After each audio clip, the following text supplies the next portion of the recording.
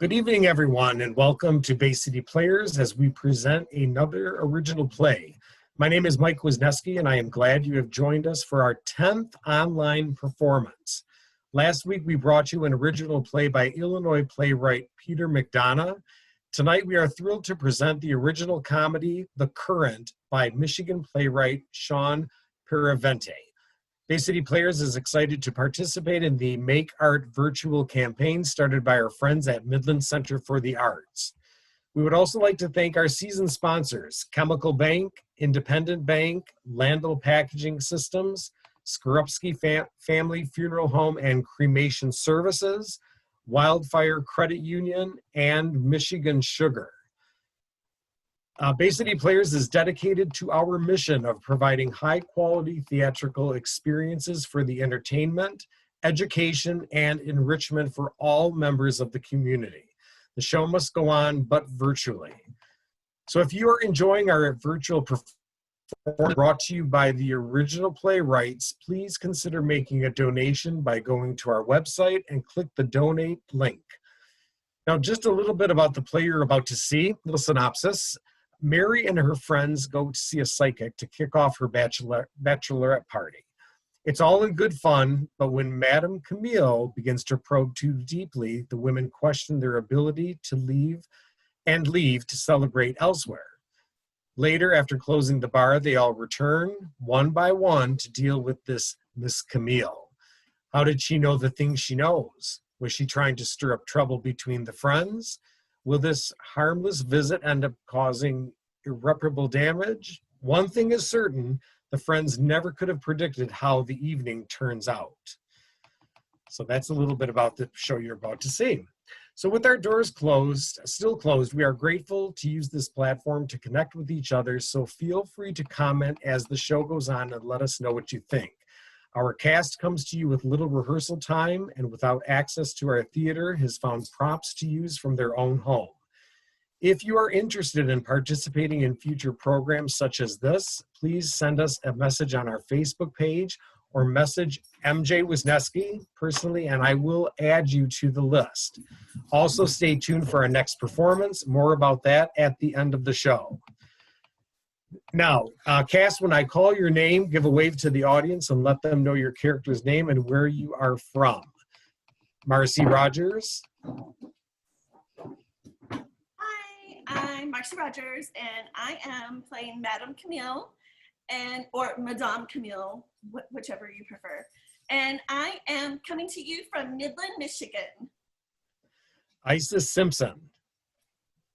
Hi, I'm Isis Simpson. I am from Saginaw, and I will be playing the character Angie. Madeline Valaza. Hi, I'm from Midland, and I will be playing Darlene. Sarah Smith. I also live in Midland, and I am playing Sharon. And Brianne Donnelly. Hi, I am from Bay City, and I'm going to be playing Mary. Tonight we have Jacob Kaufman behind the scenes making sure everything sounds and runs smoothly. And last but not least, our narrator for this evening is Andy Harrington. So thank you all for joining us tonight. Now sit back. Hopefully you have a drink and snack in hand and enjoy this production called The Current.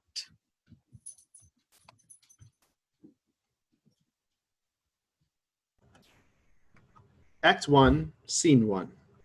Madame Camille's parlor, the present. A small table and 2 chairs are in the middle of the room, with 3 more chairs against the wall.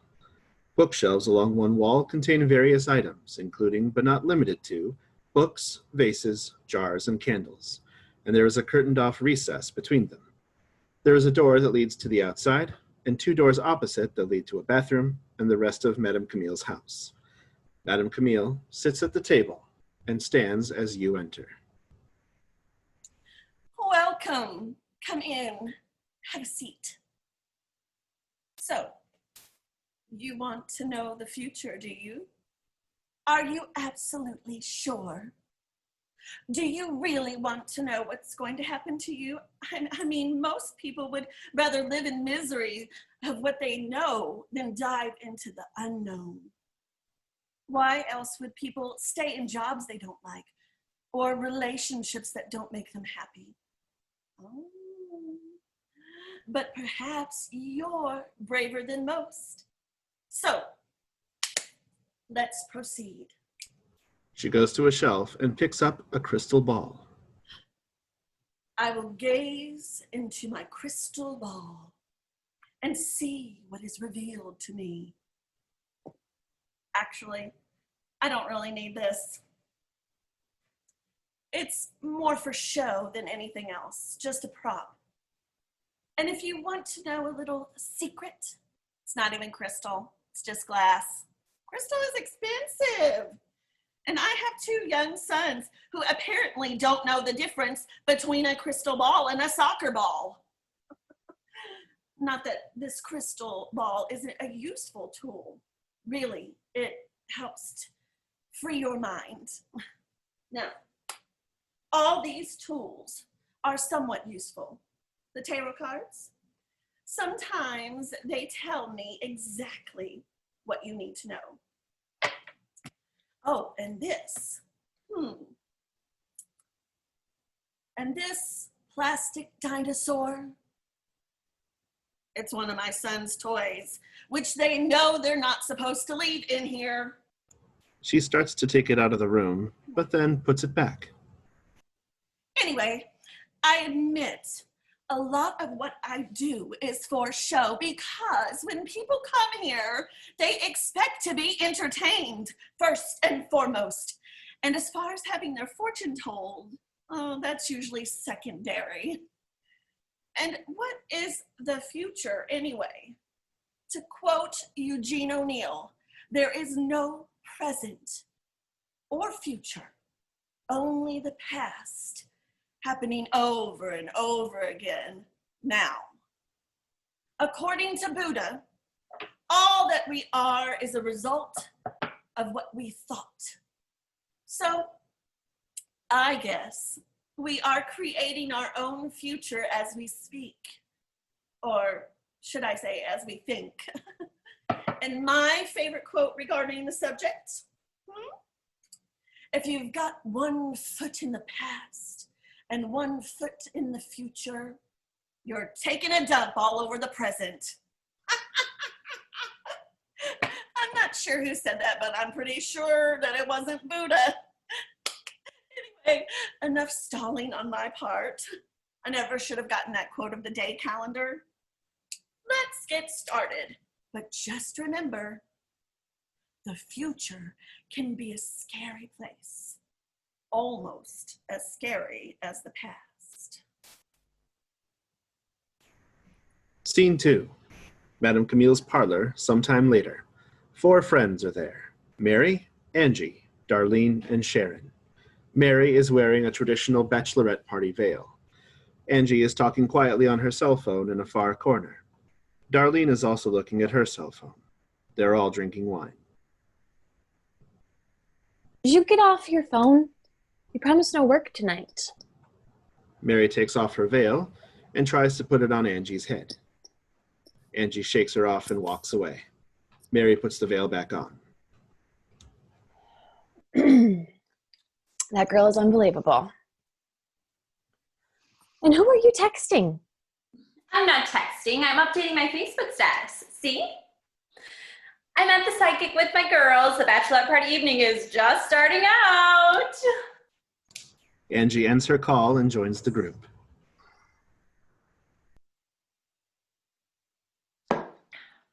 Thank God you updated your status. It's been nearly 15 minutes since your last update. Please don't tell the Facebook world that I'm at the psychic. I won't tell them. Darlene takes a picture with her phone. I'll show them. Oh, shoot. Work.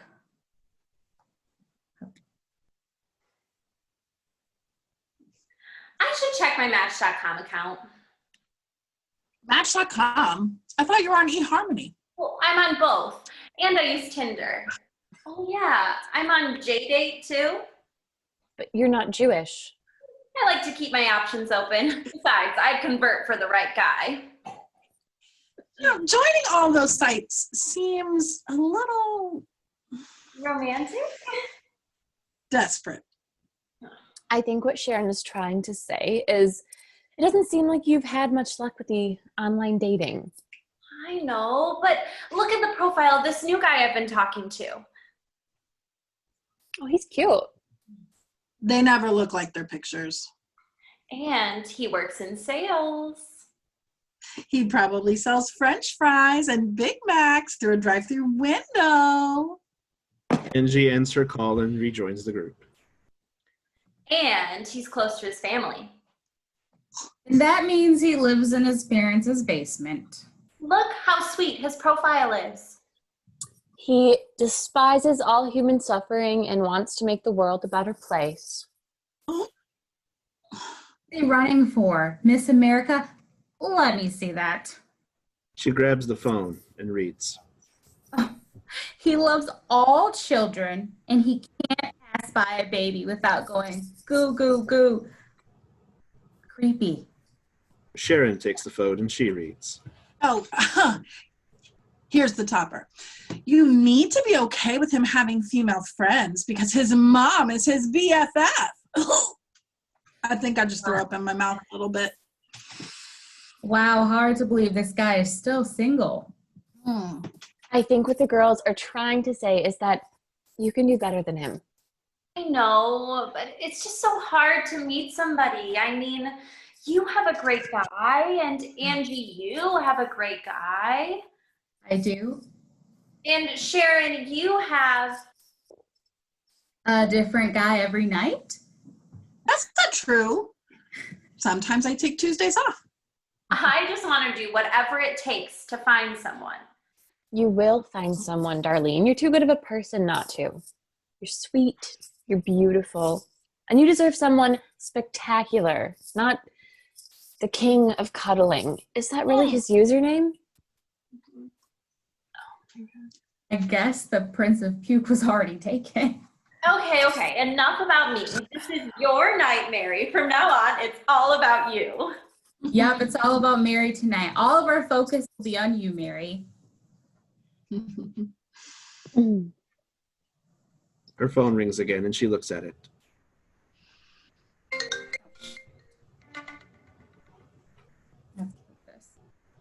She takes the call and moves back to her corner. Just let her go. It's not like we're accomplishing anything here. Oh, God. Giovanni keeps texting me. Which one is Giovanni? Is he the sushi bar guy? Oh, no, that was Peter. Oh, he's the guy from the gym. No, that's Thad. Angie ends her call and rejoins the group. He must be the guy from your nephew's Little League team. Oh, no, that's Nate. He's a coach, not a player. Anyway, Giovanni is the guy I met at the health food store. I found him in the salad dressing session. Gave a whole new meaning to the firm. Fat-free Italian. He's the perfect man. Buff, beautiful, and not a brain in his head. And how come you're not returning his texts? Tired of him. I haven't returned his calls in like a week. You'd think you'd get the hint. I don't know what you expect. The way you collect men.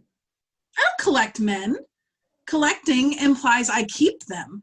I'm more of a catch and release kind of girl. God, you are such a slut. Tramp. Yeah, whore. I know. But at least I have fun. What is keeping this woman? I can't believe we are wasting our time here when we should be out at the bar. We are just lucky that Madame Camille could fit us in without an appointment. That's what I don't understand. Why do you need to make an appointment with a psychic? Didn't you already know we were coming? And how stupid is that name? Madame Camille. It sounds like she should be running a brothel. And if she was running a brothel, I'm sure she'd hire you. Nice. Are you all done with work now? Yes, I'm sorry. I just had a lot going on, and you made me leave the office early. Early? It was after 7 o'clock when we picked you up. It almost makes me glad I have a job and not a career. She's been that way ever since she got that promotion. She's been that way ever since she was born. Anyway, I don't see you on your phone tonight, Mary. Are we all caught up on the wedding plans? Yeah, pretty much. Oh, so your mom is still trying to control everything. Yeah, pretty much. Yeah, that's fine. She's really into it, and she's done a great job so far. The invitations look good, didn't they? Yeah. Yeah, really good. And she found a nice hall, didn't she? Oh, yes. Yeah. Gorgeous. Oh, and the bridesmaid dresses are beautiful, aren't they? And the bridesmaid dresses are beautiful, Oh, aren't yeah. they? Great. So pretty. My mom is just way into this stuff, and to me, it's just no big deal. I'm like the anti-bridezilla. I never wanted to be one of those women for whom being a bride becomes their whole identity. Besides, my parents aren't in a position to really help us out financially with the wedding, so this is her way of contributing. That's sweet. Looks like that's the last of the wine. All right, I'm out of here. Sit down and relax. Don't give me atmosphere. Look how cool this place is. Yeah. Look at some of the books she's got here. The Ways of the Moon Goddess, Magic in the Moment, Feng Shui for Dummies. Is Eddie having alcohol at his bachelor party? Of course. Just because he doesn't drink anymore doesn't mean he's going to deny his friends the pleasure of making drunken fools of themselves. I should have gone to the bachelor party. At least there I'd be drunk and surrounded by men. That could be the title of your biography. Drunk and surrounded by men. And people would read my biography. Hell, they'd probably make it into a Lifetime movie. I'd watch it. I've got to give you that. But they'd really have to show it on Max, so we wouldn't have to miss the good part. And I've had many good parts.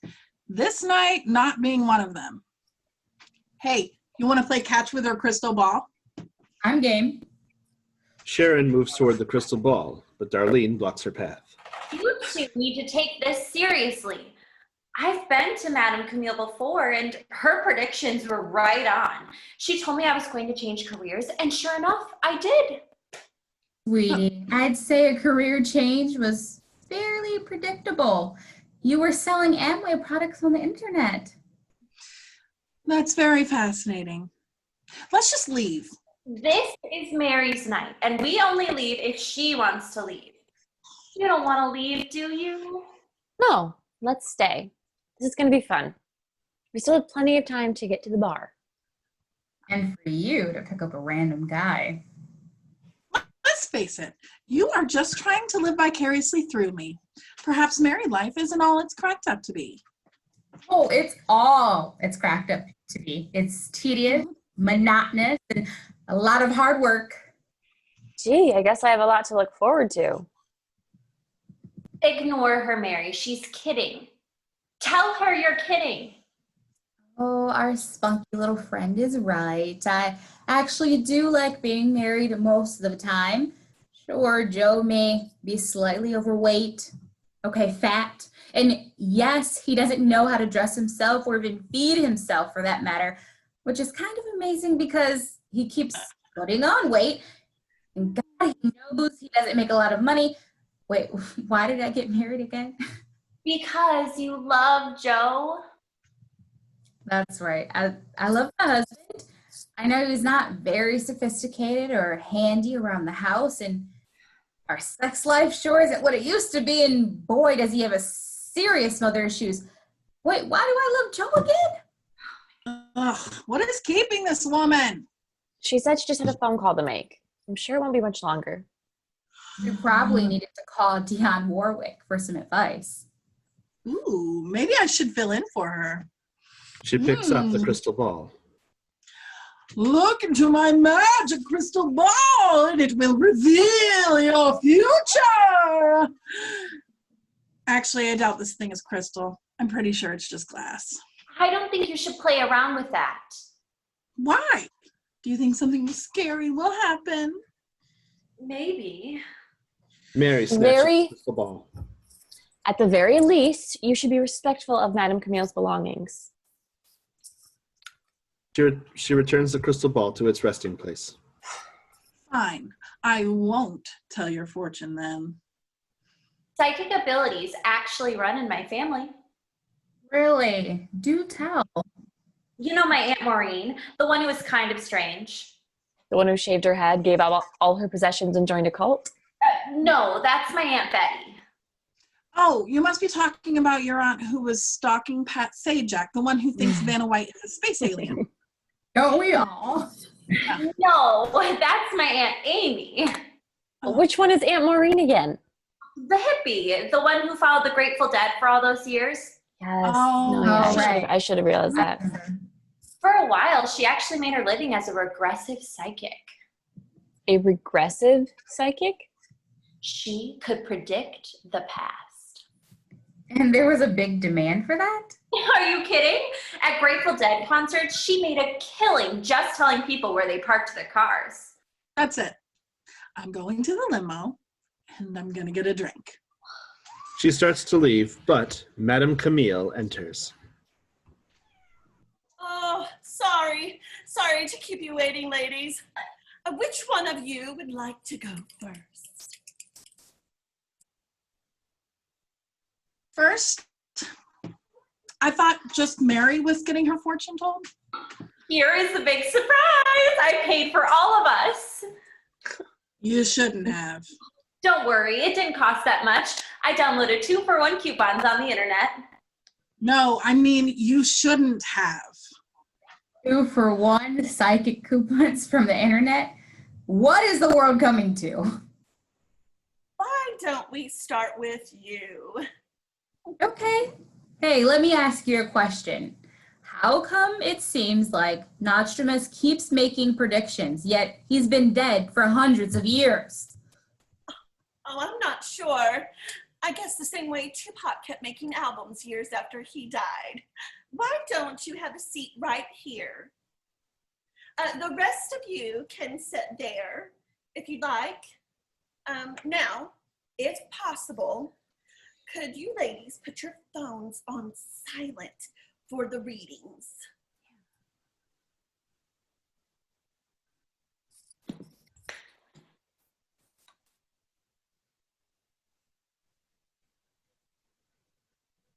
See? She's worth her money already. If she can keep you guys off your phones. But before we start, I need to smudge the room to remove the bad energy. Madame Camille lights a piece of sage and walks around the room with it. She pauses at the crystal ball, puzzled. She briefly waves the sage over all of the girls, covering them from head to foot until she gets to Sharon. She smudges Sharon, starts to move away, then goes back to smudge her again. Still not satisfied, she smudges Sharon a third time, even more thoroughly. Finally, Madame Camille stops smudging Sharon, shaking her head as she walks away. I guess that's as good as it's going to get. She extinguishes the sage and grabs a very large book from a bookshelf. She places it on the table, opens it, and sits down across from Angie. Oh. Are you all going to stay in the room for each other's readings? If nobody minds, I'd really like to stay and watch. Are you kidding? I would miss it for the world. I'm out of here. Sit your ass down. It is my bachelorette party, and you will do as I say. And you're going to have a good time.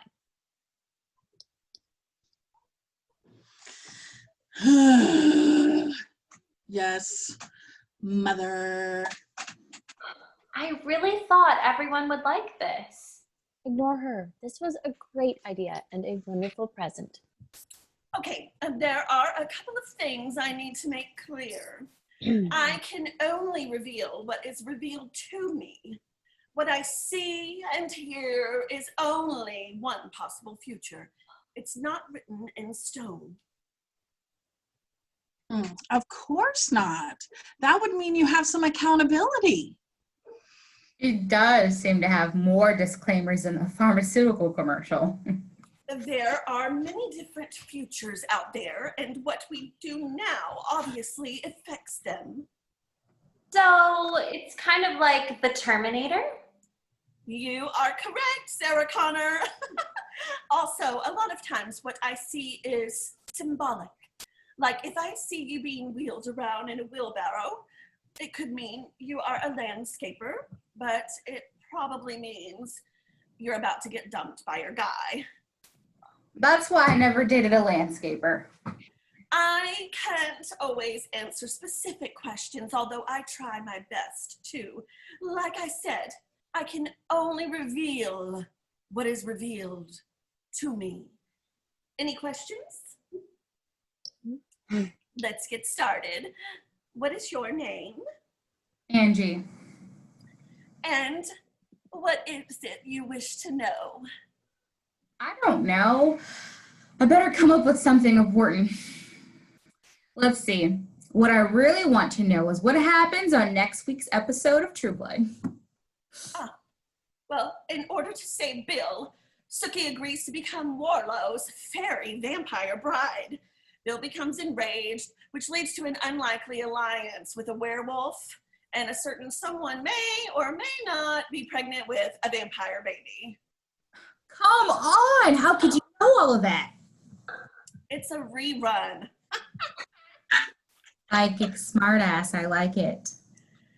Okay, I sense you are a very intelligent, strong woman, especially in the workplace.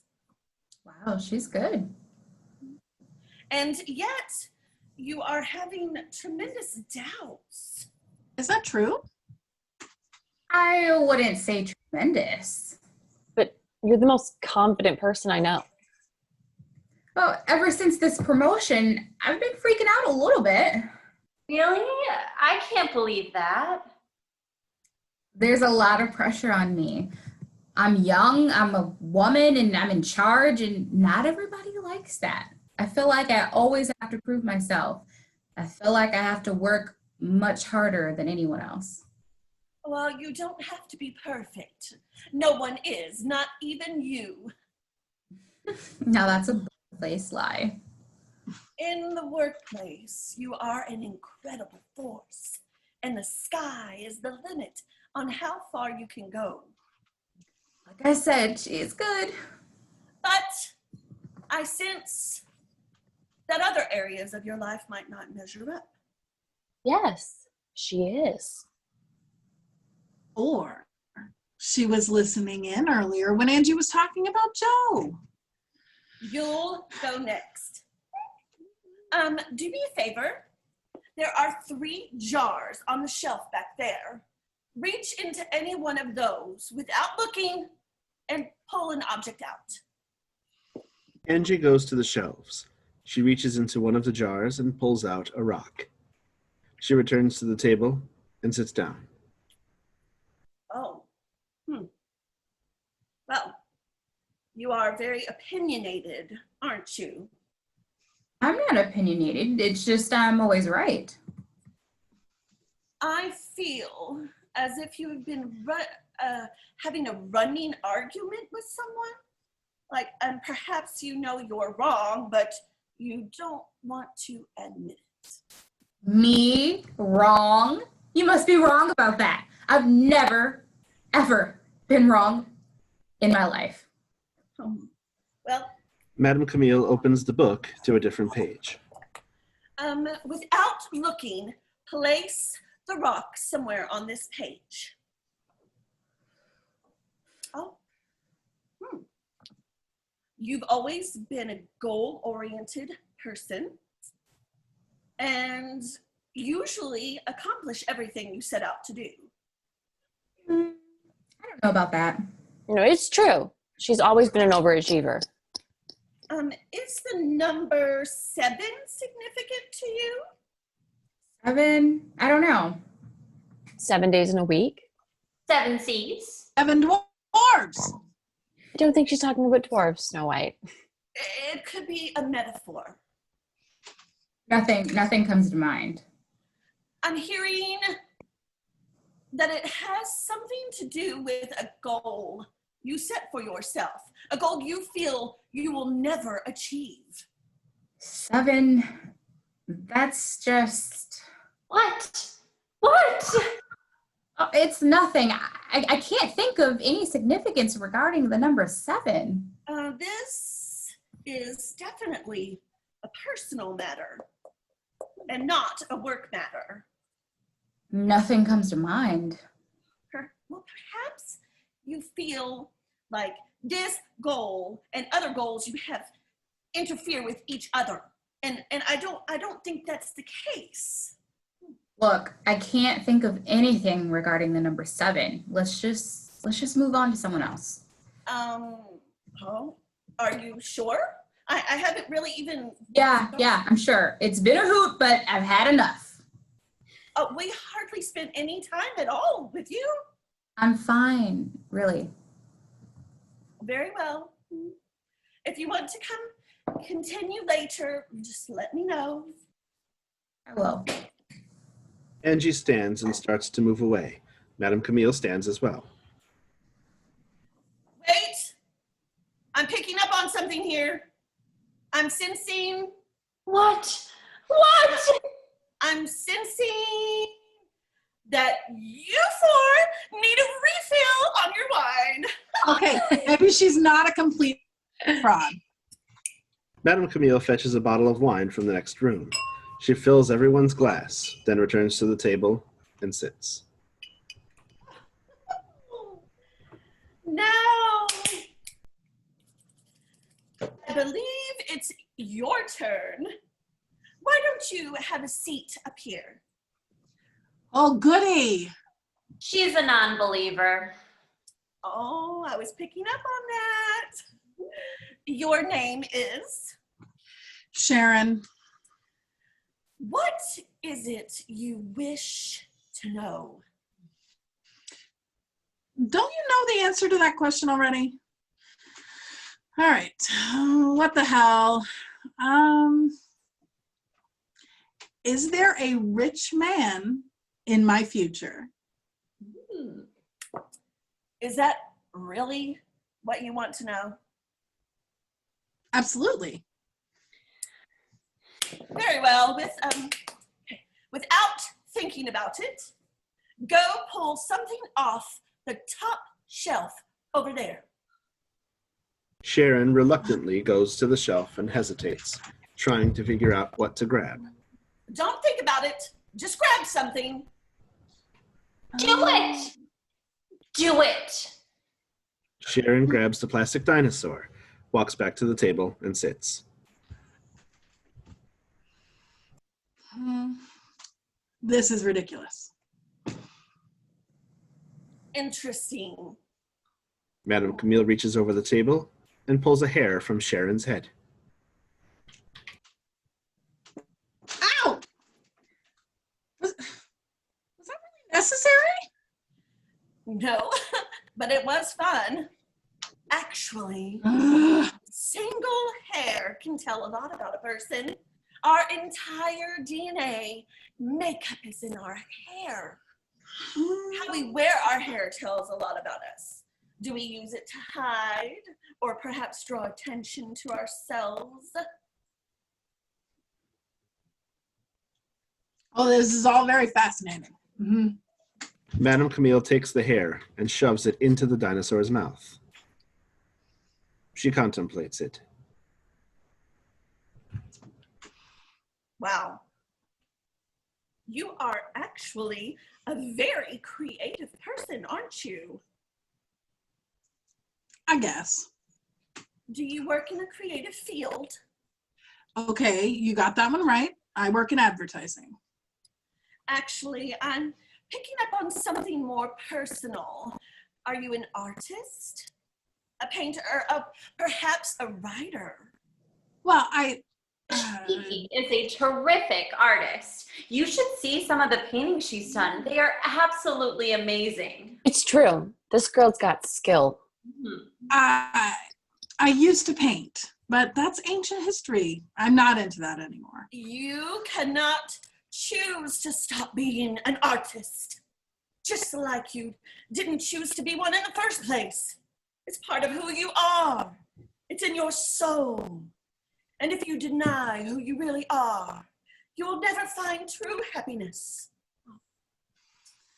But I'm sorry. Discuss that area of your life. You simply want to know if there's a rich man in your future. And the answer to that is yes.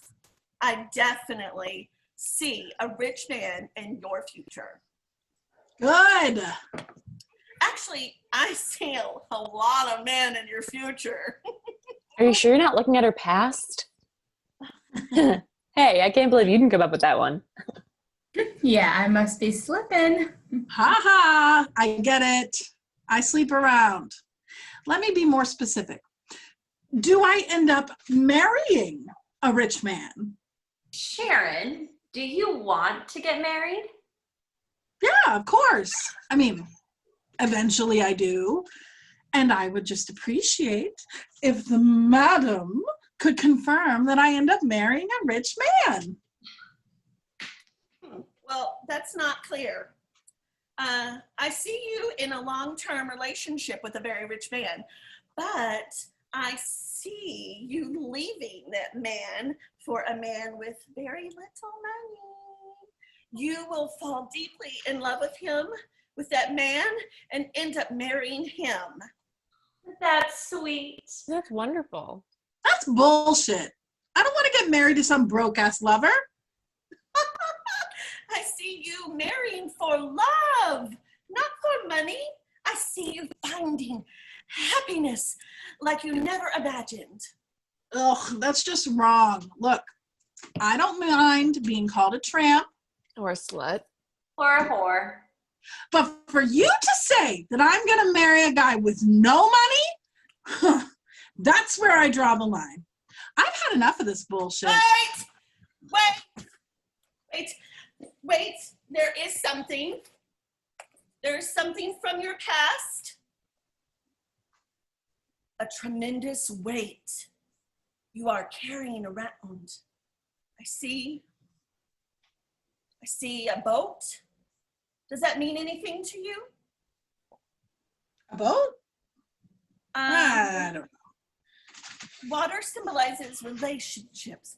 Perhaps the boat has something to do with a relationship you've had? Maybe it means you're going to sail off into the sunset and live happily ever after. Or maybe it means all your relationships have been shallow and you've only reached the surface. Or maybe it means you've had a couple of sailors in your day. It doesn't mean anything.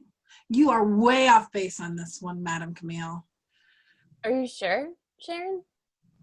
Nothing significant happened in your past regarding a boat? God, would people stop grilling me? Yes, I'm sure, okay? I'm really done. Sharon steps away from the table. I suppose I could be wrong. Perhaps the boat is just a metaphor. I guess you should go next, Darlene. We'll save the bride-to-be for last. Oh my God.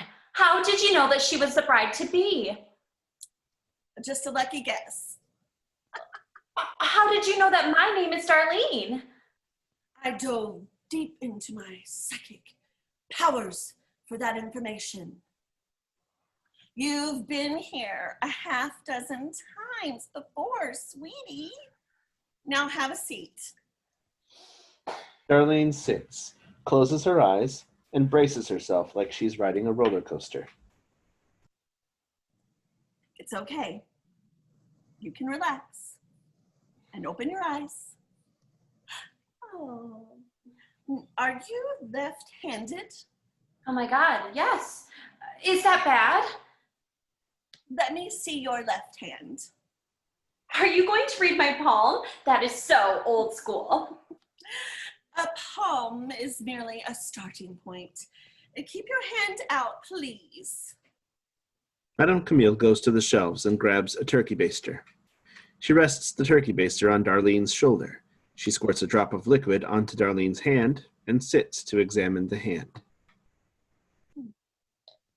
Oh, Wow. You have a very old soul. But very young looking hands. I've been using this new moisturizer. I think I have some in my purse. Oh, but maybe later. Madame Camille turns several pages in her book, then places her hands on top of a page. Aren't you going to ask me what I want to know? You are very good with children. Yes, I am. I see lots and lots of children in your future. You do? How many? You're not thinking about becoming a teacher, are you? Actually, I just applied to the teaching program at Eastern last week. Great. How come you didn't tell us? I don't know. I'm not even sure I want to go through with it. I mean, going back to school is such a big step. Do you think I should go for it, Madame Camille? Oh, I can't make that decision for you, but I can see you have a tremendous gift, and it would be a shame to waste it. I hate to agree with the madam, but she's right. And Mary, what do you guys think? I think it's a wonderful idea. Yeah, it's a no-brainer. I mean, we talked about it for years. Okay, I'm going to do it. Madame Camille, do you see any particular children in my life, like some of my own? Let me see.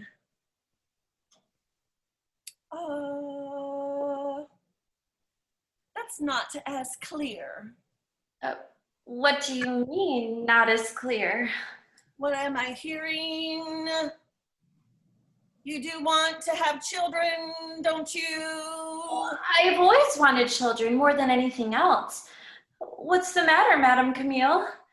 Nothing, it's just... Oh my God, I bet I'm not going to be able to have children. No, I'm not saying... Well, my mom always told me that would happen if I spent too much time in front of the television, you know, all that radiation, but I never listened to her. My womb is barren from watching too much MTV. Darlene, I don't think that's a children because of the real world. My husband and I will try. We'll visit fertility clinics and see specialists, but nothing will work. He'll eventually leave me for a much younger, very fertile woman with a name like Amber or Ashley. That's not what I'm hearing at all. It's oh just... my God, you mean it's going to be his fault? All this time I was blaming myself, and that bastard's going to be shooting blanks. But he'll probably still blame me. Lucky for him, he'll have Amber to turn to for comfort. Darlene, take it easy. I'm not seeing any of that. That's good. Wait, you at least see me getting married, don't you? Yes, I definitely see you getting married. I'm just not sure when. Yeah, she'll probably end up marrying the guy with money. I don't see that as being a big issue with her.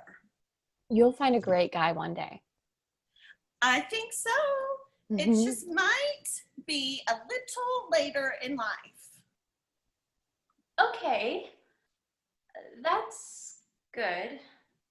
At least, wait, what do you mean later in life? Well, Like when I'm an old lady? Oh God, what am I going to be? Like a crazy old spinster who lives with 30 cats and finally finds a husband when she's just about ready to die? Darlene, I am sure that she just They'll probably means do one of that- those sweet human interest stories on me, the kind they do on the local news. You know, that 85-year-old woman who gets married for the first time to some geezer who's even older than her. Darlene, I'll dress all the cats up in little bridesmaids outfits. It'll probably be too senile to know they're not even people. wait! We can register at CVS. And for wedding gifts, people will buy us Viagra. It depends. Darlene. The marriage won't last long. I'll probably kill him on our honeymoon because I'll have all those years of pent-up sexual frustration. Darlene, it's... At least I'll probably have stepchildren. They'll be 60 years old, but at least I'll have stepchildren. Hey, it's... And you know what the worst part is? I'm allergic to cats. Darling, sweetheart, hang on a second. I'm not 100% sure what later in life might mean, but I'm pretty sure it doesn't mean that. Oh, great. There go my 60-year-old stepchildren. Well, how old are you? Huh? 26. Okay. And when you were a little girl, what age did you see yourself married by? I don't know, maybe 24, 25. Oh my God. So it may already be later in life. So I could get married tomorrow? Oh, I better go shave my legs. All I'm saying is have some patience. Love will definitely come to you in a big way. And as far as children go, it's just not clear right now. I wish it was. Ugh, wow, that's not a cop-out. We can go back to talking about you. That's what I thought. I do know you are going to be a great teacher. That's good. Yes. Yes, it is. If you want, come back next week free of charge, and I will see if things are any clearer, okay? Okay. Now, until then, promise me you won't worry too much about things. It's not good to let your imagination run away with you. Do you guys think I do that? Yes. I mean, yeah, no, every Just a now and then little you bit. do. Yeah. Yeah. Yeah. Oh, shall we move on to the bride? Okay. Woo! I'm ready. Mary and Darlene switch chairs. So my name is Mary, Madame Camille, at least for another week. And then I'll be Mrs. Fitzgerald. A pleasure to meet you, Mary. So what are you going to use on me? The dinosaur? Turkey baster? Hula hoop? Well, I'm thinking either the tarot cards or maybe the chainsaw. I'm teasing. I'm not sure what I want to do with you yet. I do know what I want to ask you. Should I go ahead and marry Eddie? You can't ask her that. Why not? I'm supposed to get married in a week. Shouldn't I find out if I'm making the right decision? I don't think that's a good idea. I mean, even Madame Camille isn't right 100% of the time. She's not perfect. Oh, I'm sorry. That's quite all right. Okay, but what I mean is that, like, maybe I could just... You can't let this woman put any doubt in your mind a week before you get married. I mean, she's a psychic who gives out 2-for-1 coupons on the internet, for God's sake. No offense meant. None taken. Yeah. I mean, she's a hack, a charlatan, a phony. I didn't mean that in a bad way. Why would I take that in a bad way? Look, girls, I've been in love with Eddie since our first date, and I've been engaged to him for over 2 years. Not to mention the fact that he and I are more than $15,000 in debt over this wedding. Ever since Eddie quit drinking 3 years ago, I knew he and I were going to get married. So don't worry, I'm not going to cancel this wedding over what some psychic says, no matter how perceptive she seems or what kind of cool prop she uses. You understand, right? Of course. Okay, Madame Camille, give me your best shot. Very well then. Madame Camille goes to the shelves, pulls off 2 candles, sits back down and places the candles on the table. Something is not right. Perhaps this thing is interfering with your reading. Oh, no, that's not it. Madame Camille goes back to the bookshelves and takes a bottle. She uncorks the bottle and pours liquid into 5 little glasses. She sets the glasses on a tray and carries the tray to the table. What is this? Some like magic potion? Some sort of truth syrup? Some sort of hard liquor? Actually, all of the above. It's tequila! This is your bachelorette party after all! Woo! We need to lighten up a bit. Gather around, ladies, and grab yourself a shot. That is the first sensible thing you've said all night. Of course, there's no predicting what I'll do once the tequila starts flowing. To our bride-to-be.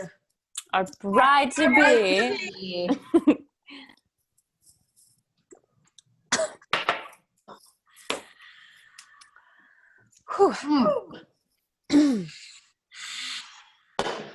Now, I can definitely see things more clearly. So, you want to know if you should get married next week. You do realize half of all marriages end in divorce and the other half end in death? I'm messing with you.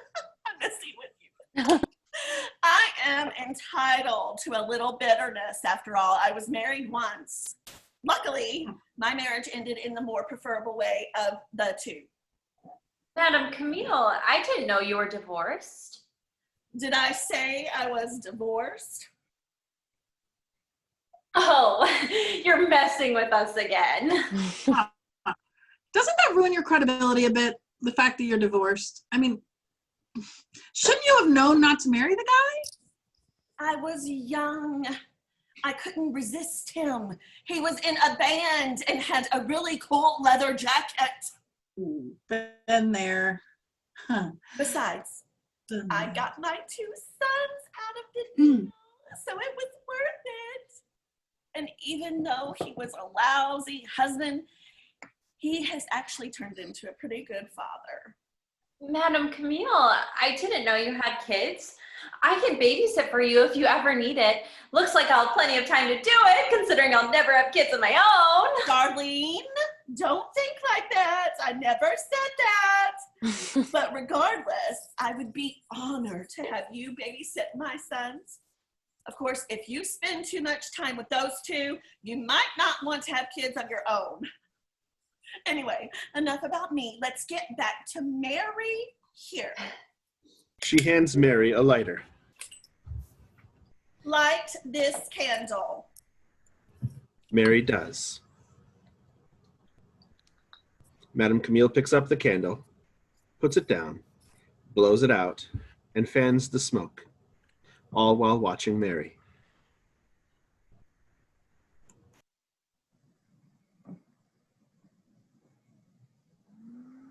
Eddie loves you very much, and you obviously love him. I think you two are definitely destined to be married. Good. So our marriage will end in death and not in divorce. Nothing is guaranteed, but it looks like you two have as good a chance as anyone. I knew it. All right, let's go get drunk. But it's not all going to be smooth sailing. I think you'll have some career change in the not so distant future. Career change. I guess it's not necessarily a bad thing. You may have some financial difficulties, but nothing you can't overcome. There is something I'm just not quite clear on yet. I think some more tequila might help. That won't help me. Talking about you. Help yourself. Something is hanging over you. There is something that is keeping you from enjoying your wedding like you should. Okay, we are really gonna go old school. Madame Camille clears the table and pulls off the tablecloth to reveal a built-in Ouija board. How cool. But the Ouija board is built right into the table? Do you have to go to a special psychic store for that? Actually, I picked it up at IKEA. just wish I could have predicted how hard it would be to put it together. I love IKEA. Are we going to use that thing? Yes, we are. Isn't the Ouija used for communicating with the dead? The Ouija is used for communicating with the spirit world. Some of my advisors could be considered dead. This thing can communicate with the dead. Should I bring it in the bedroom to use on Joe? I should, right? Are we going to have a seance? Oh, no, nothing that dramatic. Someone is trying to communicate something to me, and I think using the Ouija board is the best method to receive that communication. Let's give this thing a try. Mary, put your hands up here. She indicates the planchette. Mary lays her hands on it. Everyone scoots in closer so they can see. Now, close your eyes and try to keep your mind blank. Spirit advisors, please tell us, what is keeping Mary from enjoying her wedding day as much as she should? Ugh, that thing's not gonna move. Oh my God, it's starting to move. Oh, come on. Mary's doing that. I am not doing anything. Everyone can please just concentrate. Okay? Okay, let's see. B. I. Wow, it's like a really slow text message. L? Ow! Ow! Is that a significant name? Yeah, Mary, is it? Or should we say, is it still significant? Oh my God. Your cousin from Buffalo, the one who Sharon made out with at Cedar Point when we were in high school? His name's Charlie. Oh, I guess I mean your other cousin, the one from Cleveland, the one who Sharon made out with at Kings Island. No, that was Joe. And actually, I'm the one who made out with him. He was cute.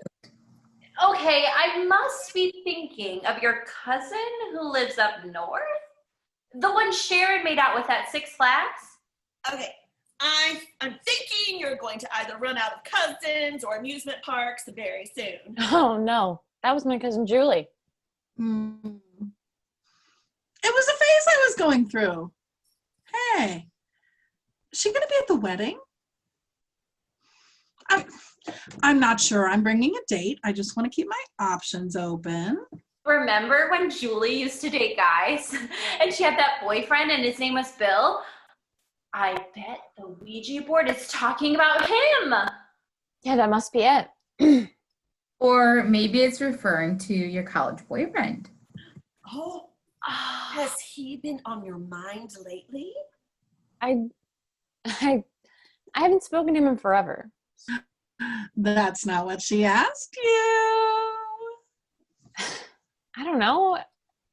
I mean, it's only natural to think about your exes as your wedding is coming up. Do you two have unresolved issues? No. I mean, no. She was so in love with him.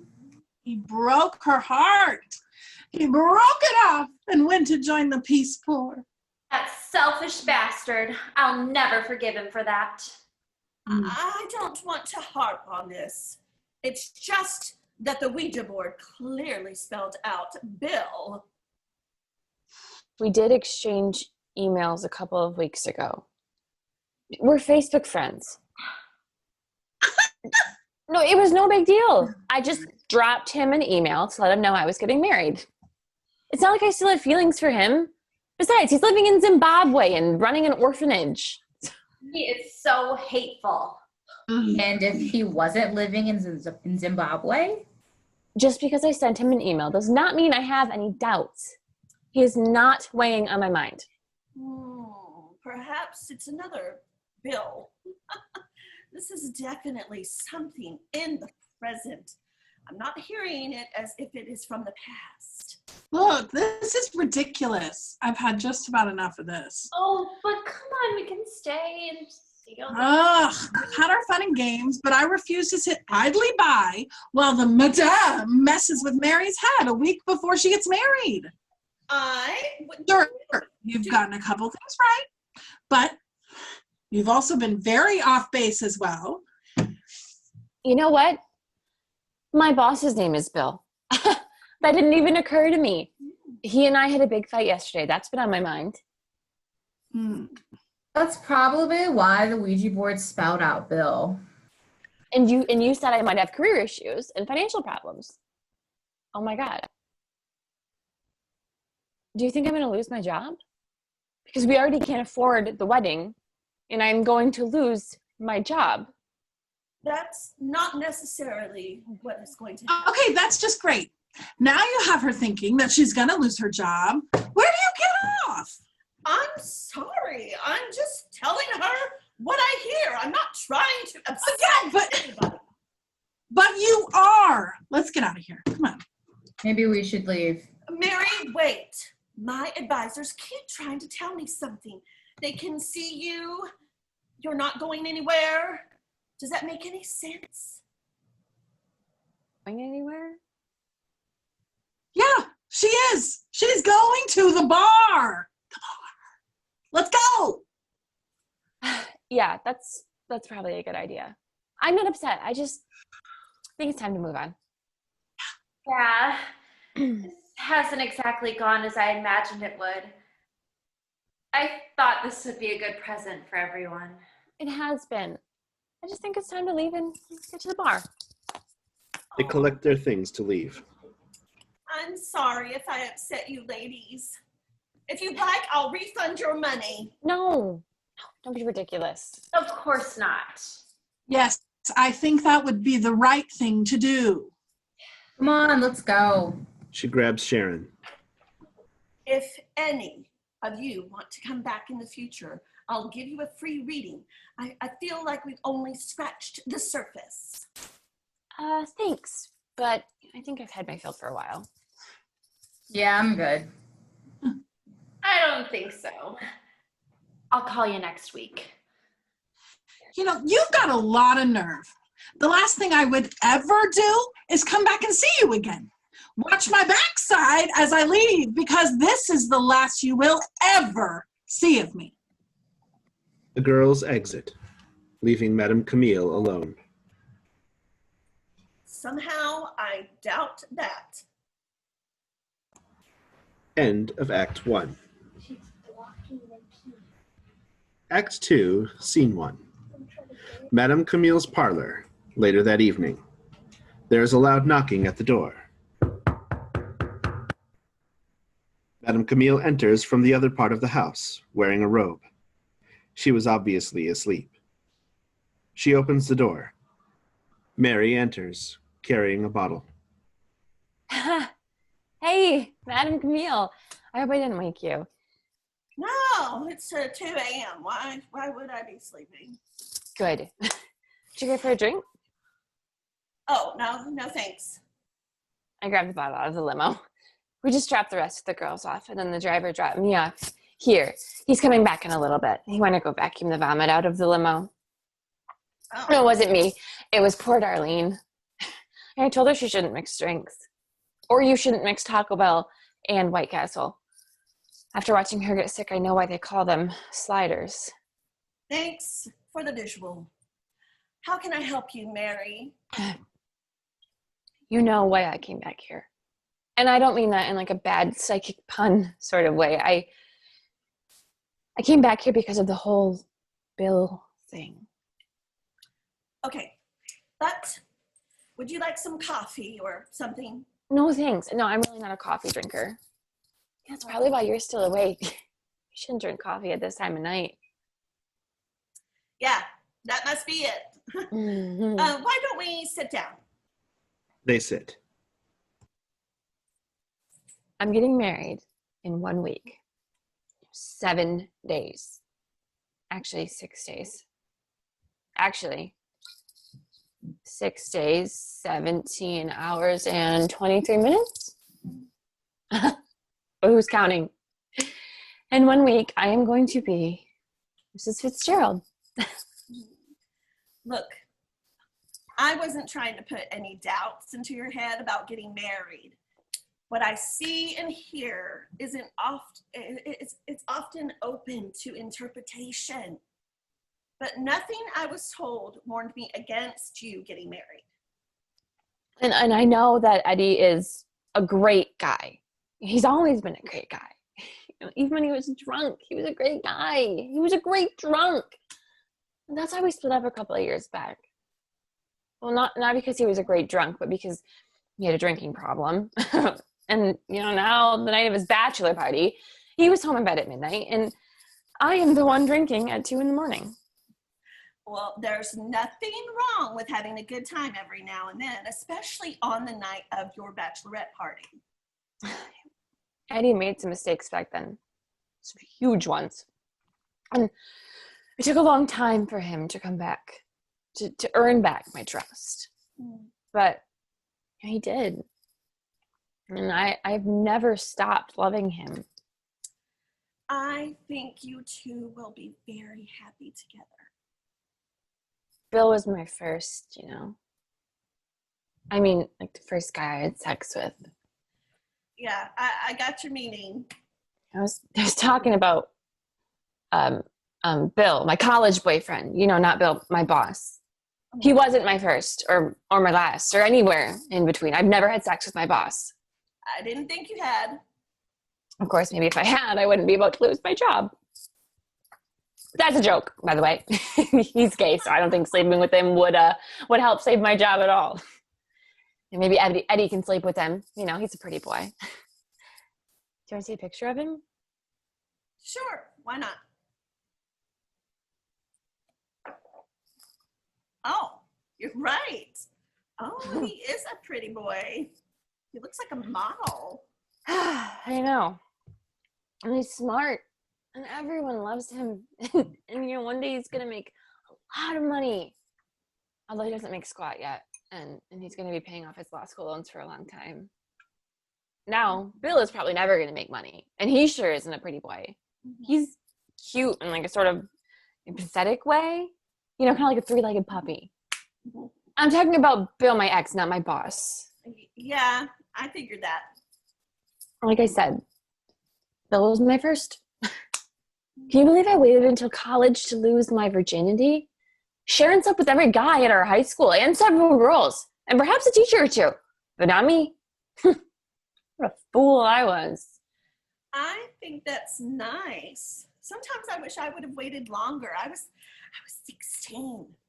He had a really cool leather jacket, and was in a band. That was sort of a theme of mine earlier in life.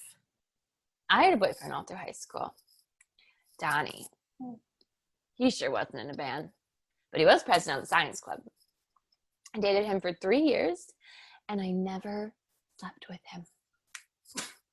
Poor guy. He was the poster child for blue balls. On prom night, all he got from me was a hand job. I was such a prude. Oh, I'm not sure what your point is. No, I know. I'm rambling. It's just that I thought about Bill lately, but I didn't know he was weighing on my mind until tonight, until you brought him up. But he might not even be the Bill they were talking about. Besides, I know. Maybe it's my boss and I'm getting fired. And maybe it's not even a person we're talking about. Huh?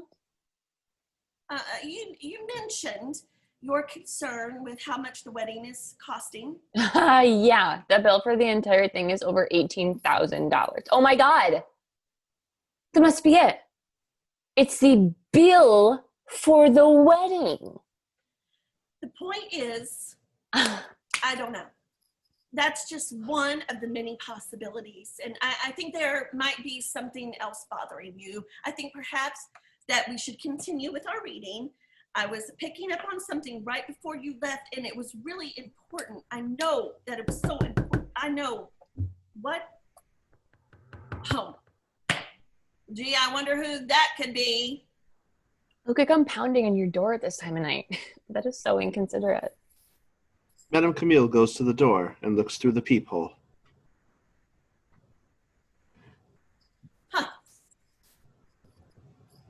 It's your friends. Oh my God, they can't see me. Do not open that door. Huh? Mary? But They'll think I'm having doubts about getting married.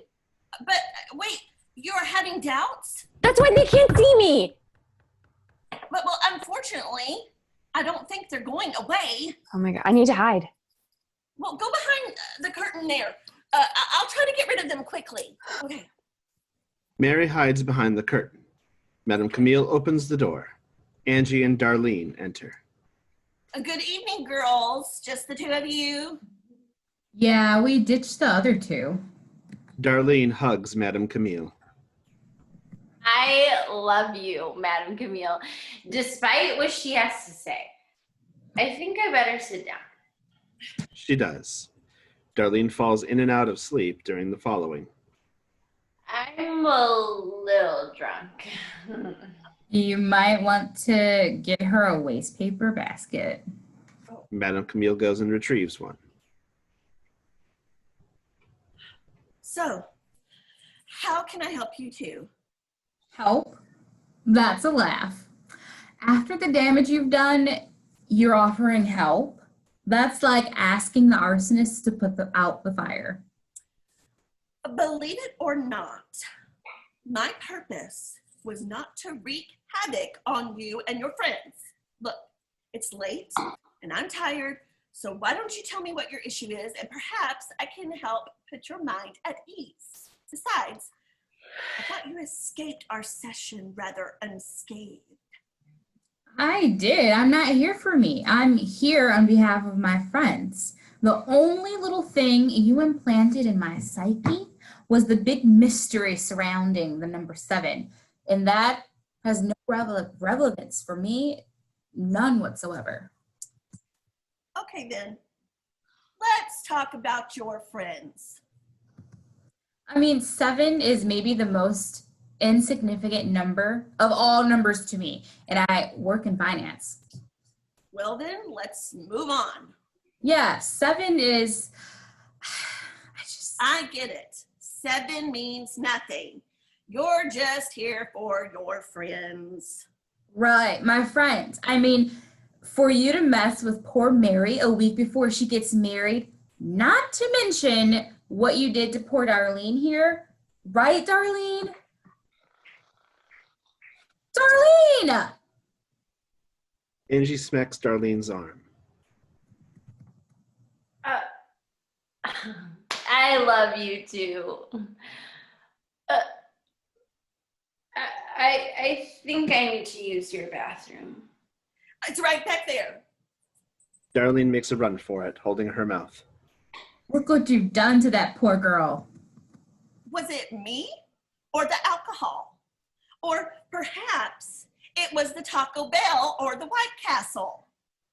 How the hell did you know we went to Taco Bell and White Castle? Never mind, I don't want to know. Just because you have a gift doesn't mean you should use it to mess with people. Isn't that what you do with your quick wit? You have the gift of sarcasm. Don't you use it to mess with people? That's different. I'm funny. I entertain people. That's all. And that's mainly what I do. I have a few regulars who come to me for genuine spiritual counsel, but most people are like you four. You come on a lark. You come for a laugh. You come to be entertained. So you're resentful and that's why you mess with people. No, I'm not resentful. I don't mind people coming here to be entertained. It pays the bills. Believe me, I don't take myself too seriously. Why did you have to bring up Bill to Mary? I mean, everyone is going to have at least some anxiety when they're about to get married. She doesn't need to be thinking about him. Actually, I don't even think. Look, I cannot control what I see or what I'm told. Believe me, if that were the case, I would have won the lottery by now. But I think you really affected her. Eddie is a great guy, and he has really grown up in the last couple of years. He's perfect for her, and even though he's Republican. I'll tell you what. I will talk to Mary first chance I get. Now, it's late, and I am Darlene tired. comes out of the bathroom. And telling Darlene she wasn't going to have children and she was going to be an old hag before she got married. That is not what I said. And you obviously got into Sharon's head. And that's okay. She can take it, and I can take it as well. But Mary and Darlene are the two of the nicest people on the planet. Angie, stop. I've never met anyone more suited to be a mother. And for you, Angie, shut up. It's not her fault. what are you talking about? Me having children. The reason why it was cloudy or unclear is because I'm not sure if I want to have children anymore. What? What are you talking about? You've always wanted children ever since I've known you. In high school, when I was planning out our future and narrowing down my choices of colleges, planning my world domination, and you were reading child-rearing books and picking out names for your kids. My firstborn girl was going to be named Marie after my grandmother. She was gonna look just like me. I don't understand. What happened? I killed my sister's fish. That explains everything. My sister Gail, when she went to France, I was taking care of her plants and her fish, and I killed her fish. Mean, you don't have a mean bone in your body. I'm sure if you killed her fish, he probably had it coming. No, I didn't kill him on purpose. I'm not that horrible. I know I'm teasing you. Now, why don't you tell us what killing your sister's fish has to do with you not wanting to have children? I couldn't even keep the fish alive for 3 days. 3 days! If I can't keep a fish alive for 3 days, how am I going to handle a baby? When I found him floating there, I did everything I could do to save him. I even tried giving him mouth-to-mouth resuscitation. Oh, could that work? Don't fish breathe through their gills? And once you take them out of the water, they can't breathe anyway.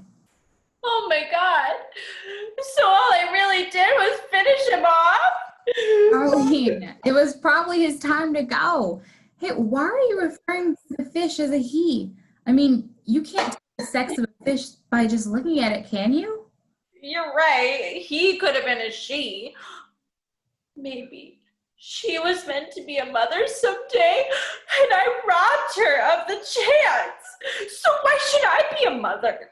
Darlene, do you have any idea how old the fish was?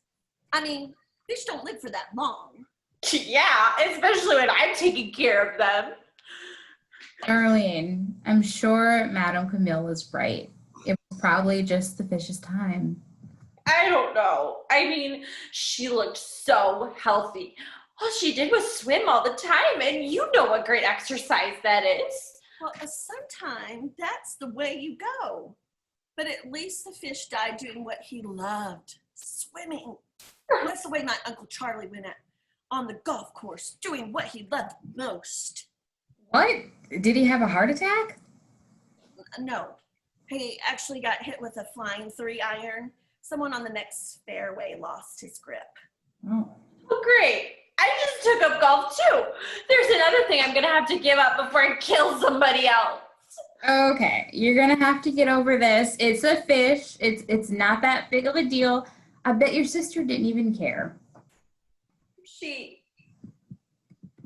doesn't know yet. What? How is that possible? Well, I did what they do on all those stupid sitcoms. I went and bought a look-alike fish. And she hasn't noticed the difference? No. I guess it's a dead ringer. Sorry, it was too easy.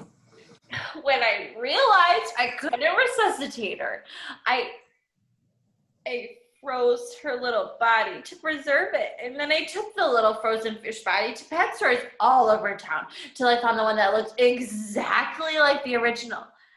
I felt so dirty doing it. When my sister came home, I was so nervous. I thought she would notice for sure, but she didn't, and that only made me feel worse. And now when I look at the new fish, he kind of creeps me out, like he's mocking me. He has this kind of little evil little smile, and it's just so horrible. Can fish smile? Every time I go over there, it's like the telltale heart. Except instead of hearing the heartbeat, ba-boom, ba-boom, ba-boom, I hear the fish laughing at me, ha ha ha ha. He's probably just a clownfish. You throw me softballs, I have to hit them. I think you need to tell your sister the truth. I know. I need to tell my sister the truth. I need to tell her that I'm a fish killer. Okay, this is a fish we are talking about. I think you're making way too big of a deal out of this. But it's a really big deal, Randall. Let me ask you this. What was the fish's name? Name? I don't think she had a name. Of course not. People usually don't name their fish. And do you know why? No. Why? Because fish die. That's why. But when we were kids, we had a fish and he had a name. It was Mr. Bubbles. And what happened to Mr. Bubbles? He died. My point exactly. She's right, you know. And by the way, Darlene, how many of your sister's plants did you kill when she was gone? Well, none. In fact, my sister said the philodendron looked healthier than ever. Well, house plants are much more difficult to take care of than fish. You think so? Honestly, I've never been able to keep a house plant alive, but I've done okay so far with my 2 sons. I haven't killed them yet, although at times I wanted to. So maybe killing the fish wasn't a sign I shouldn't have children. I don't care if you've killed more fish than BP on the Gulf Coast. It's not a sign. Things die. Sometimes we can't find any meaning in it. Perhaps all we do is appreciate life more because of it. Wow. You two have given me something to think about. Now, if you two don't mind, it's late and I really would like to, well, gee, I wonder who that could be. Do you get a lot of visitors at this time of night? Some nights, apparently I do. That's rude. People showing up to your door at 3 a.m. Madame Camille goes to the door and looks through the peephole. Surprise, surprise, it's your friend Sharon. Oh, cool. Oh shit. Don't let her in. Maybe if you ignore her, she'll go away. Somehow, I doubt it. Besides, I think she already saw me. We can't let her see us here. I'll never hear the end of it. We need to hide, quick, behind the curtain. Angie grabs Darlene and pulls her toward the curtain.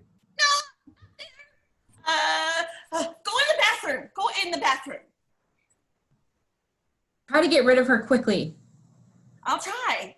But getting rid of people quickly doesn't seem to be in my strong suit. Angie and Darlene hide in the bathroom. Madame Camille opens the door. Sharon enters. Good evening, Sharon. What brings you back tonight? Oh, I'm sure you know perfectly well what brings me back here.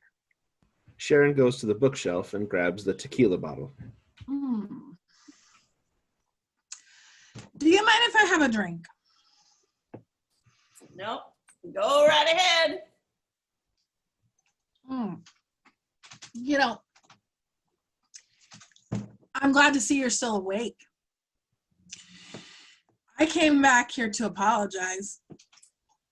You have nothing to apologize for, Sharon. Ugh, the whole thing was a big joke to me. Going to see a psychic. I mean, come on.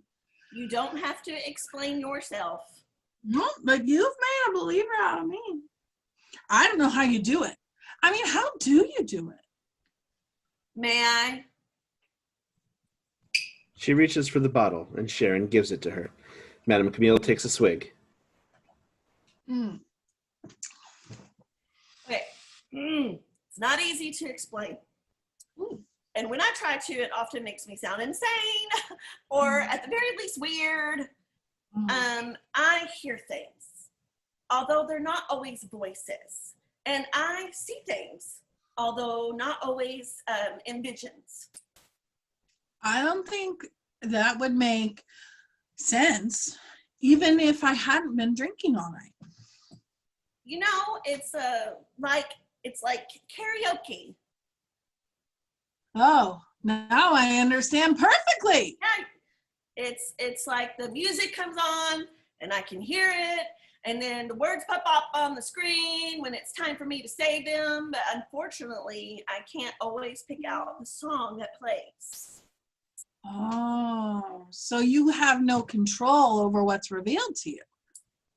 Very little. It's like maybe I'm in the mood for Neil Diamond, but all of a sudden I'm listening to 50 Cent.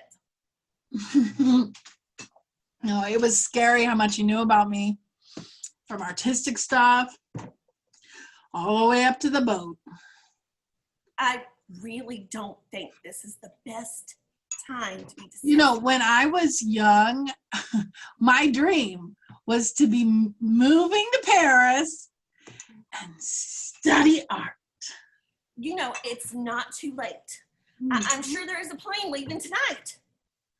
Oh, I dreamed that I would be such a phenomenal painter and I would die penniless and only become famous long after I died. That's a very noble dream. You know, somewhere along the way, things changed. You know, money became important to me. It's only natural to want security in life. But honestly, you telling me that I was going to end up with a man without money didn't bother me too much. Really? Oh, well, it irritated me at first that I could be so stupid. But you know what? I make good money. I don't need a man to support me. I plan on being financially secure on my own. That's smart. My dad. Oh, my dad. Was a serial cheater. He slept with his secretary. He slept with our neighbor. He slept with our neighbor's secretary. And when I was a kid, I could never understand why my mom put up with it. But, you know, as I got older, I realized at least one of the reasons why she put up with it was because of financial concerns. Well, my mom was one of a dying breed, an old-fashioned housewife. Well, she was afraid she couldn't make it on her own. That's understandable. So I guess that's why my thinking changed, you know, why making money became more important to me. I never wanted to become dependent on a man. Well, I guess your father's behavior had a big influence on your life. Oh, you mean why I sleep around? I didn't say that. Oh, it's okay. It's the same thing my therapist says. I don't need a psychic to point that out. I'm sorry. I didn't. Oh, no. There's no reason to apologize. I know my faults. It's amazing how much like my father I am. I'm sure your father has some redeeming qualities. When I was a senior in high school, he seduced one of my friends. I hated him for that. Hated her, too.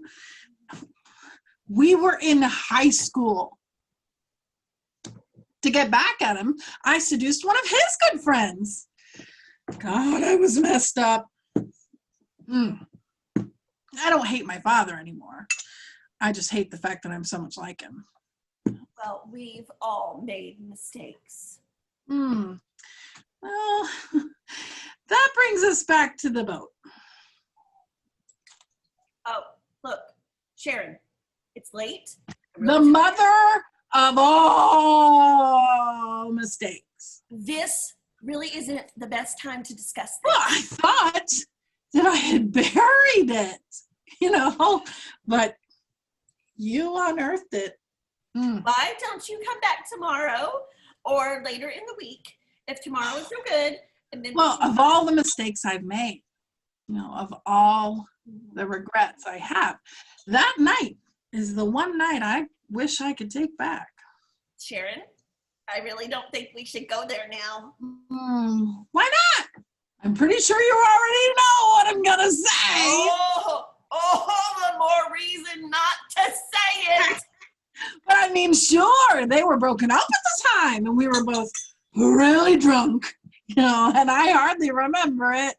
Sharon, please, just 3 years ago on a friend's sailboat, don't say it. Don't. I slept with Eddie. Mary's Eddie. Yeah. You bitch! Please tell me that was one of your psychic advisors. Angie bursts out of the bathroom, followed by Darlene. I cannot believe that even you would stoop that low. What the hell are you two doing here? What the hell are they doing here? We were hiding in the bathroom from you, but that's besides the point. How come you didn't tell me they were here? Well, I tried, but I kept. Leave her alone. Getting interrupted. We are talking about you, not her. How could you steal your best friend's fiance? How could you be such a Tramp. slut? A whore! I know! I have no excuse. Even though they weren't engaged at the time. I mean, they weren't even going out. It's when they were split up. Oh, so that makes it perfectly acceptable. No, that's not what I meant. Mary slowly comes out from behind the curtain, unnoticed by her friends. This is possibly the lowest thing you have ever done in your life, and that says a lot. What do you have to say for yourself? How did this happen? We were both really drunk, and and that makes it perfectly understandable. no, of course not. Of course not. Sharon notices Mary and freezes. Everyone else sees Mary.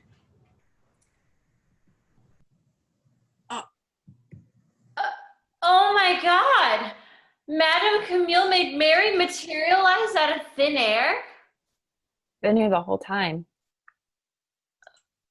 What the hell are you doing here? What the hell is she doing here? I was hiding behind the curtain from you guys, but that's beside the point.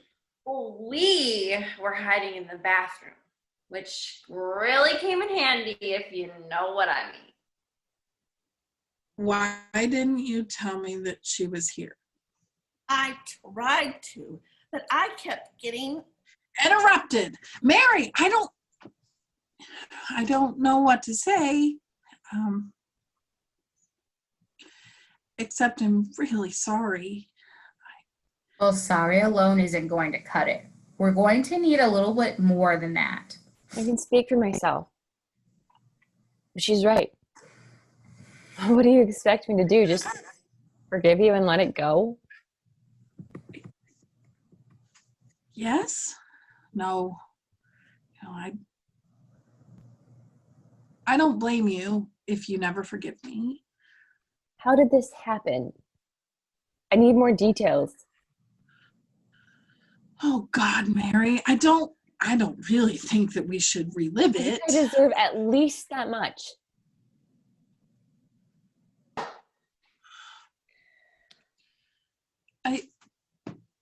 It was when you two were split up, which I know doesn't make it right. And, a bunch of us were partying on his friend Brandon's sailboat, and we both were too drunk.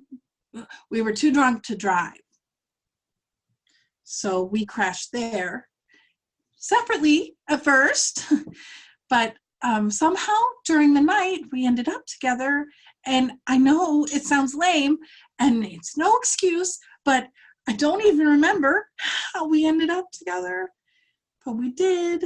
And the next morning, we were both just crushed with guilt. Not crushed enough to tell me about it? Well, we talked about it, and maybe it's a cop out, but we decided it would do no good to tell you.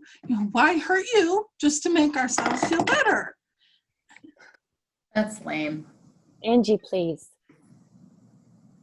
And now you reveal this to me a week before my wedding? Hate me if you want to. I deserve it. I'm an awful person and an awful friend, but don't blame Eddie. He was devastated when you broke up with him. And not to mention, he's a completely different person now that he stopped drinking. I wouldn't blame you if you never want to see me again. Okay. Get out. Now. I'm really sorry. She starts to leave. Wait. Stop. I knew about you and Eddie a long time ago. Eddie told me a couple of months after it happened, right before we got back together.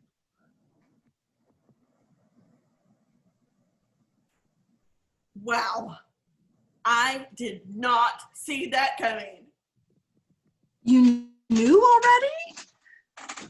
I can't believe you knew. And you never told us about it? We've all been friends for a long time. I didn't want to drive a wedge between us. It's only fair that we should have known. No, it's not. This isn't about you. It's about her and me.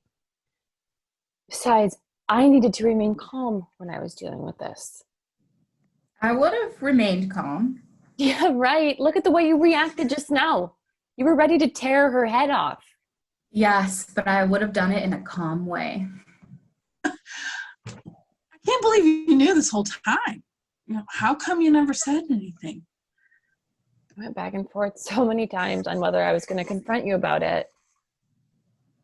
I decided it best suited my purpose not to confront you.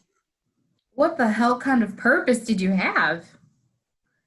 See, it was never a matter of if I was going to forgive her. It was always a matter of when. I knew the sooner I confronted you, the sooner I would forgive you.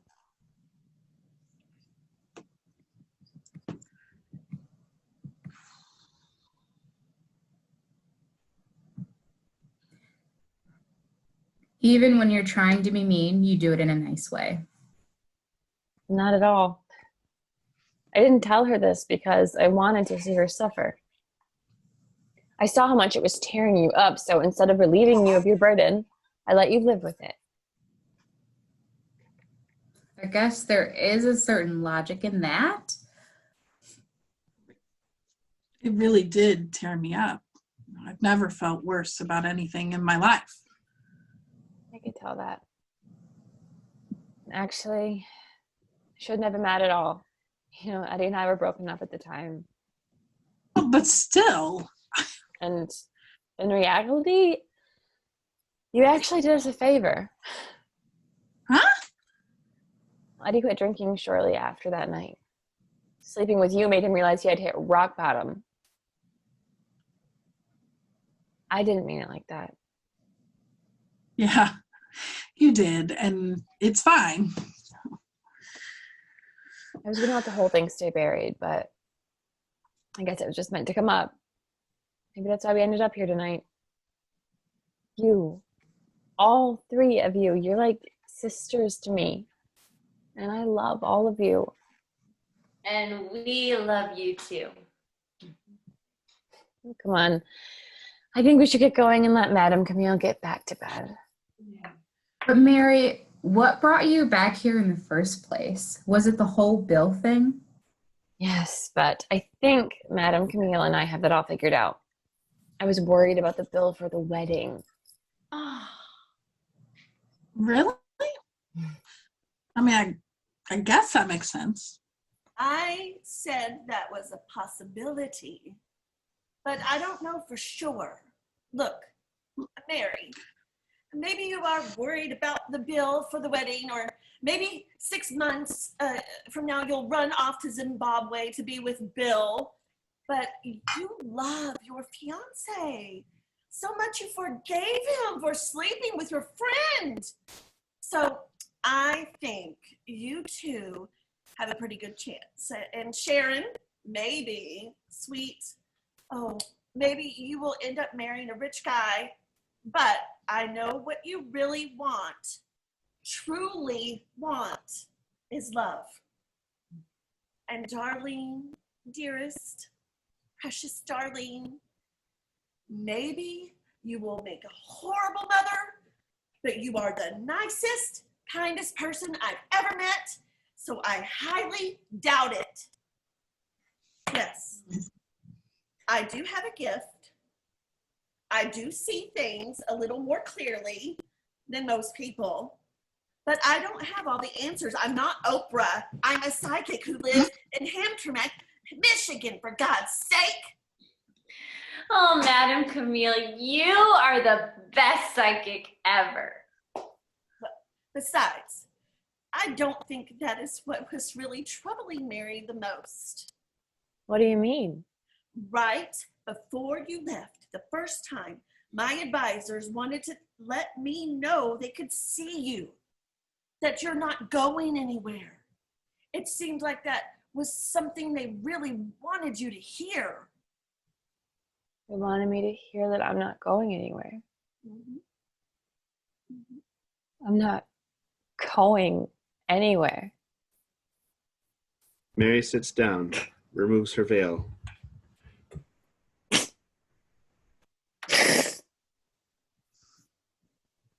I'm not going anywhere. What's wrong? What is it?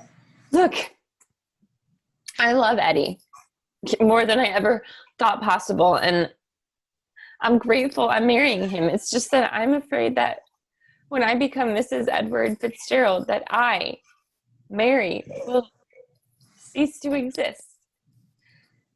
I will become Eddie's wife, and that's a good thing. That's a great thing.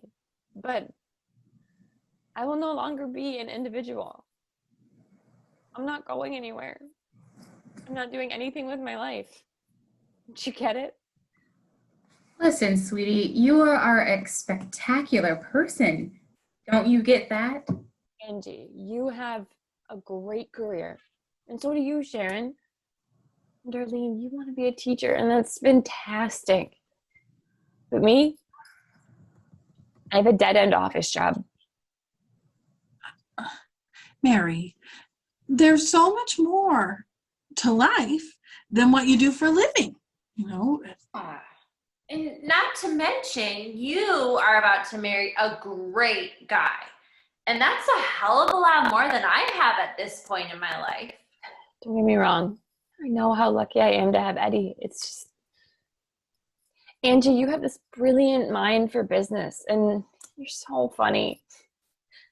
And Darlene, you're sweet and wonderful, and everyone falls in love with you the minute they meet you.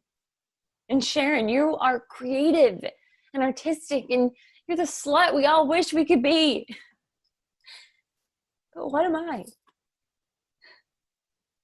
What am I? You are an idiot. Thanks. Now I feel much better. I mean it. You are a complete and total idiot. Don't you know how special you are? Don't you realize that you possess every one of these qualities you mentioned?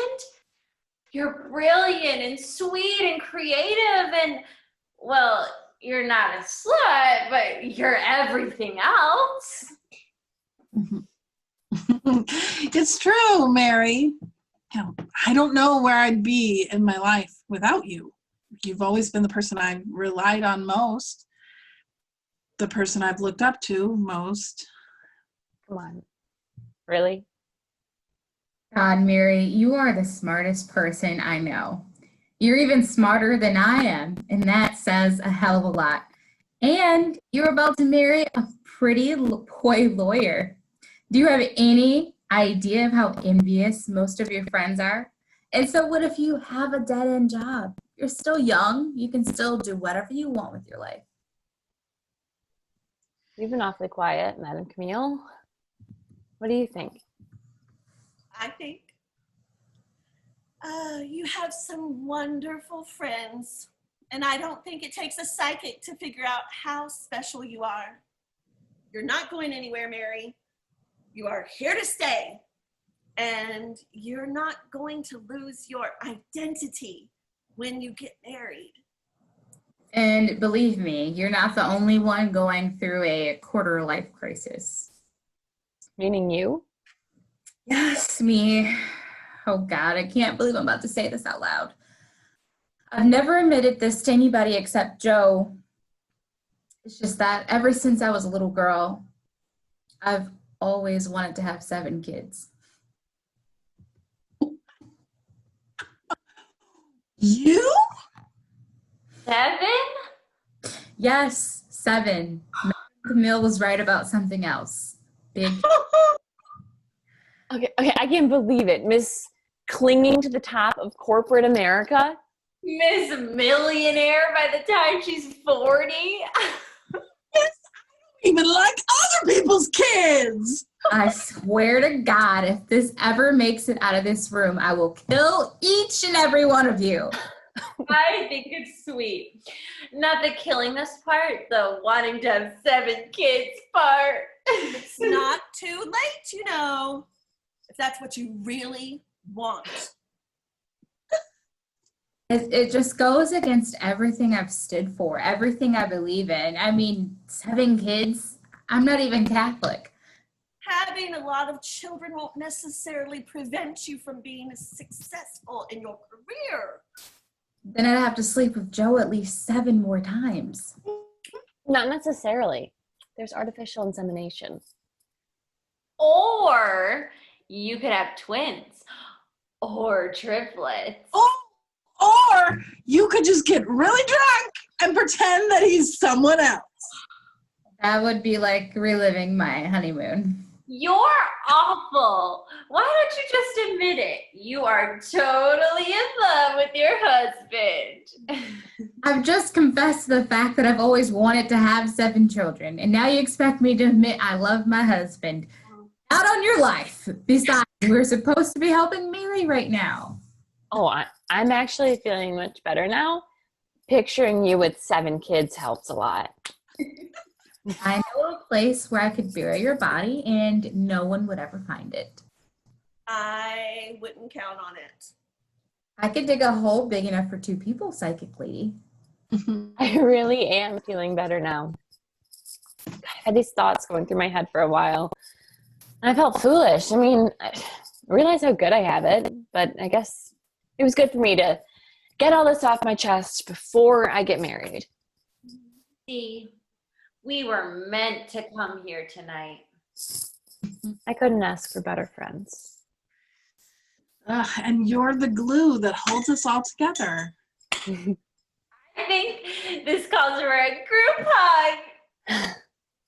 Ugh. Come on, really? Darlene grabs Sharon by the ear and pulls her into the circle. Oh, all right. I'm coming. Oh. They hug. Come on.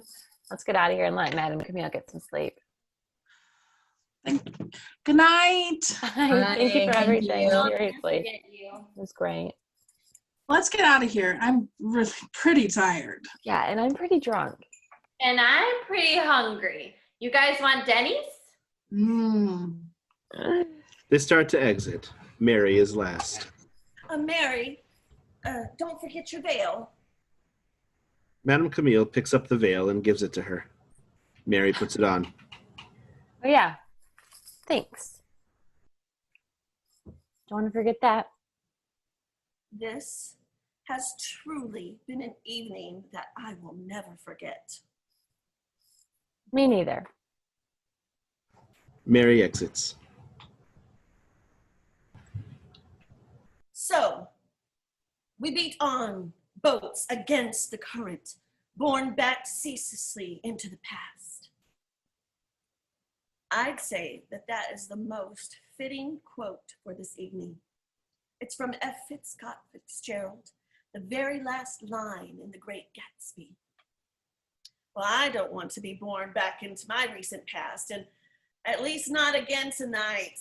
Nothing personal, ladies. She locks the door and dims the lights.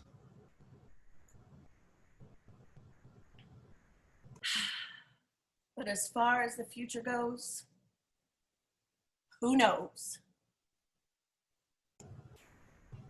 The end.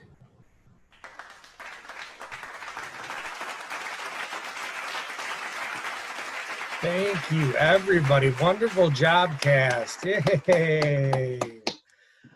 This show will stay up on our Facebook page, or you may view it on YouTube or on our website. Thank you for your continued support.